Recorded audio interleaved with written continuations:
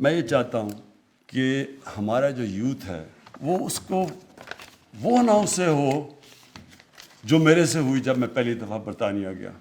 مجھے کوئی سمجھ نہیں تھی، میری کوئی گراؤنڈنگ نہیں تھی اپنے. مجھے اپنی نبی صلی اللہ علیہ وسلم کی زندگی کا کوئی صحیح معنی میں علم نہیں تھا.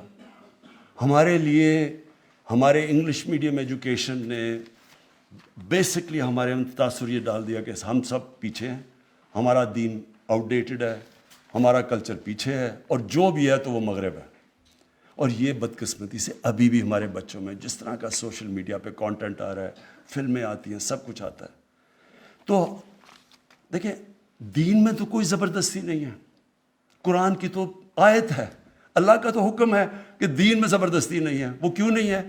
کہ پیغمبروں کے بھی بچے، ان کے اپنے بیٹے، حضرت نوح علیہ السلام کا اپنا بیٹا نہیں سیدھے راستے پہ لگا، تو ہم کس کو زبردستی سیدھے راستے پہ لگا سکتے ہیں؟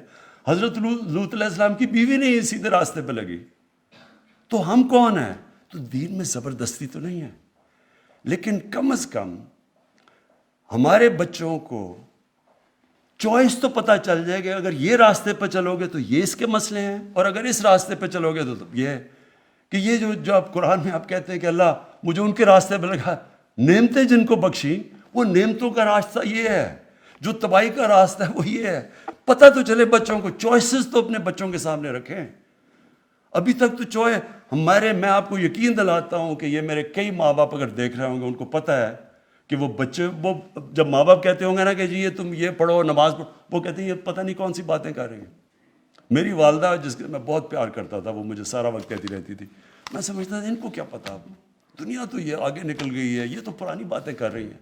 میں تو یہ اندر سے ان کے سامنے والد صاحب کے ساتھ جمعے کی نماز پہ بھی چلا جاتا تھا. یہ نہیں پتا کہ نماز میں پڑھ کیا رہا ہوں، کہ مانگ رہا ہوں سیدھا راستہ اور لگا ہوں دوسرے راستے پہ. اس لیے میں چاہتا ہوں کہ ہمارے بچوں کو یہ نہ ہو. میں چاہتا ہوں کہ جو ہمارا یوتھ ہے، جو ہماری فیوچر ہے، میں چاہتا ہوں کہ میری نوجوانوں کو سب کو پتا ہو کہ ہم ہیں کیا، یہ کیوں ملک بنا تھا، جو دنیا کا تاریخ کا سب سے عظیم لیڈر نہ کبھی آیا ہے نہ کبھی آ سکتا ہے، جس کو اللہ کہہ رہا ہے اپنا رول ماڈل بناؤ. تو آپ اس کو رول ماڈل تب بنائیں گے آپ کو پتہ تو چلے کہ رول ماڈل کی صفتیں کیا تھی. آپ جب تک ان کو یہی نہیں بتائیں گے کہ وہ کیسے اٹھا کے انہوں نے ٹوٹے پھوٹے عربوں کو دنیا کی امامت کروا دی، تو لوگوں پتہ تو چلے لوگوں کو کہ وہ کیا صفتیں تھیں. ہماری یونیورسٹیز میں، سکولز میں کبھی بھی جب تک ہم ان کو صحیح معنی میں اپنے نبی صلی اللہ علیہ وسلم سے عشق کرانے، ہم عشق کرتے ہیں نا، لیکن ان کی جب تک ہم بتائیں گے نہیں، لیڈر ہی نہیں بن سکتے، کیونکہ ان سے بڑا لیڈر آیا ہی نہیں. وہ کیسا لیڈر تھا جس کو دیکھ کے سارے لیڈر بن گئے. ایک کتاب ہے دی عرب کانکویسٹ، انگریز نے لکھی ہوئی ہے. وہ اس کتاب کے اندر بتاتا ہے کہ جو جنرل بنتا تھا وہ جا کے وہ کام کر دیتا تھا، یعنی کوئی سوچ ہی نہیں سکتا تھا، کسی کا نام بھی نہیں ہوتا تھا جا کے بڑا. یہ سوچ لیں کہ دنیا کی تاریخ کا خالد بن ولید شاید ہی دنیا کی تاریخ میں اتنا بڑا کوئی جنرل آیا ہو، وہ کبھی جنگ ہی نہیں ہارے تھے. حضرت عمر ان کو کہہ دیتے کہ نہیں تم چھوڑو، کسی اور کو میں کمانڈ دینے لگا ہوں. تو یہ اتنے زیادہ عظیم لوگ کیسے بن گئے؟ اس کے اوپر تو ریسرچ کریں، بتائیں تو صحیح کہ وہ کیا صفتیں تھیں، ہمارے نبی کی کیا صفتیں تھیں کہ انہوں نے ساروں کو لیڈر بنا دیا. تو ہمیں تو سب سے بڑا مسئلہ ہی پاکستان میں لیڈرشپ کرائسس ہے، ہمیں تو لیڈر ہی نہیں یہاں ملتے. اب جو پاکستان سے ہوا ہے یہ لیڈرشپ کی وجہ سے یہاں پہنچے ہیں.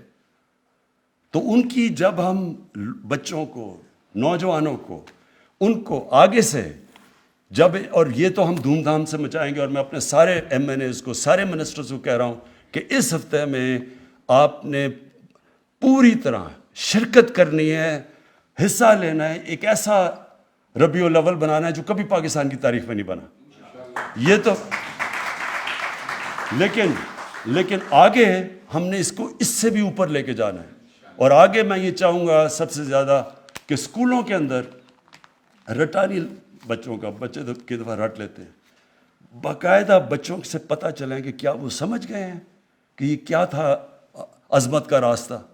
تو انشاءاللہ اس کو ہم اب ایک پوری یہ جو رب العالمین اتھارٹی ہے اس کو اب پورا اسٹیبلش کریں گے. اس میں اسکالرز ہوں گے، دنیا کے باہر بھی ہم بتائیں گے کہ آگے سے کبھی کوئی یہ جس طرح گستاخی کرتے ہیں ان کی شان میں، اس کے اوپر ایک بڑا زبردست انٹلیکچوئل قسم کا جواب جائے گا، بجائے اس کے کہ ہم اپنا توڑ پھوڑ کر کے اور نقصان کریں.